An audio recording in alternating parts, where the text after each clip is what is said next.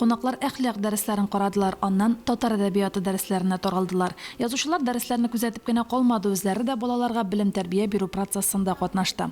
Дәресләрдән соң гимназиядә тел һәм әхлак исемле түгәрәк өстәл үтте. Түгәрәк өстәлгә мәгариф учреждениелары җитәкчеләре, татар теле һәм әдәбият укытучылары, тәрбия завучлары чакырылган иде. Кунаклар телне саклау, әхлаклы буын тәрбияләү турында фикер алышты.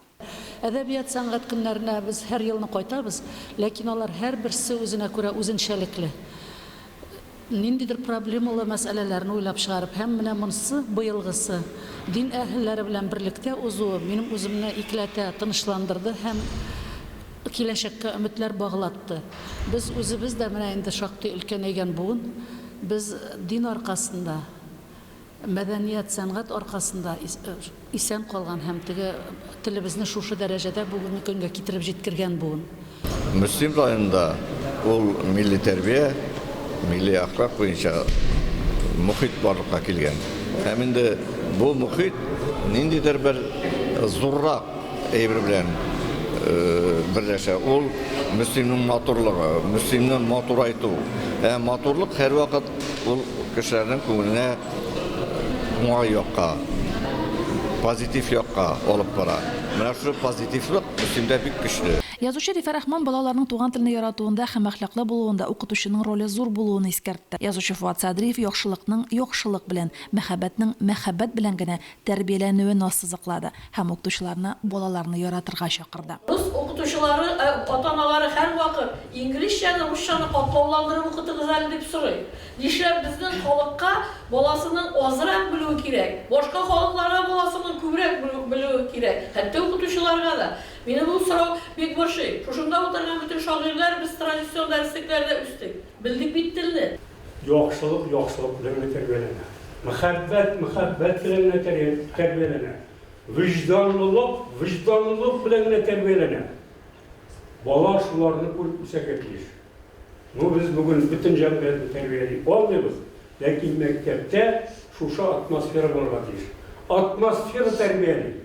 Язучылар дәресләрдә халык җырларын тыңлатырга, шигырь ятлатырга тәкъдим итте. Тәрбия дәресе буларак балаларны зиратка алып барырга кирәк дигән фикер дә яңгырады. Без инде эшне башлаган вакытта, теге минешкә килгән вакытта Харисә белән эшли башладык, бергәләшеп Харисә сезнең якташыгыз. Шуңа без инде аны бик яхшы яктан хәтергә алабыз, шагыйрь буларак та, мөхәррир буларак та бик яхшы кешейді. Абылай ислам турындагы фикерләребез бик яхшы. Яңа бер дөньяга килеп кергән шикелле булдык. Шулай ук миллилек тә бик көчле. Яшасын мөслим безнең, яшасын милләтебез. Һәм бүген мин менә шундый горурлык хисе белән һәм зур киләчәккә зур өмет хисе белән дә китәм. Без мөслимдә рәхәтләнеп, үзебезнең телебездә Аллаһ Тәгалә безгә нигъмәт итеп, байлык итеп биргән үз телебездә сөйләшәбез. Һәм бу гынаһ та түгел, һәм бу җинаят та түгел. Киресенчә, телеңне белмәү менә ул җинаят. Шул ук вакытта язучылар үзләре катнашкан дәресләргә дә бәя бирде. Һәр кайсы балаларның активлыгына һәм татарча матур сөйләшүләренә соклануларын белдерде. Түгәрәк өстәлне йомгаклау өчен сүз район башлыгы Рамил Муллинга бирелде. Әгәр дә Алла Тәгалә безне шушы вакытта китергән икән, юкка түгел. Безнең үзебезнең вазифа бар бу дөньяда. Шуңа күрә инде менә мин бүген шушы тел укытучыларына тәрбия алып мәсьәләсен хәл итүче укытучыларга бер генә әйтергә теләсәм, ихласлыгыз булсын. Ихласлык булсын, сезне һәр вакытта искә алырлык хезмәтегезне кылыгыз. Без җитәкчелек булдырганча моңа сезгә ярдәмче генә. Очрашу һәркемдә җылы тәэсирләр калдырды, шул ук вакытта уйланырлык фикерләр дә яңгырады. Римма Авзалова, Динар Нуруддинов, Мөслим телевидениесе.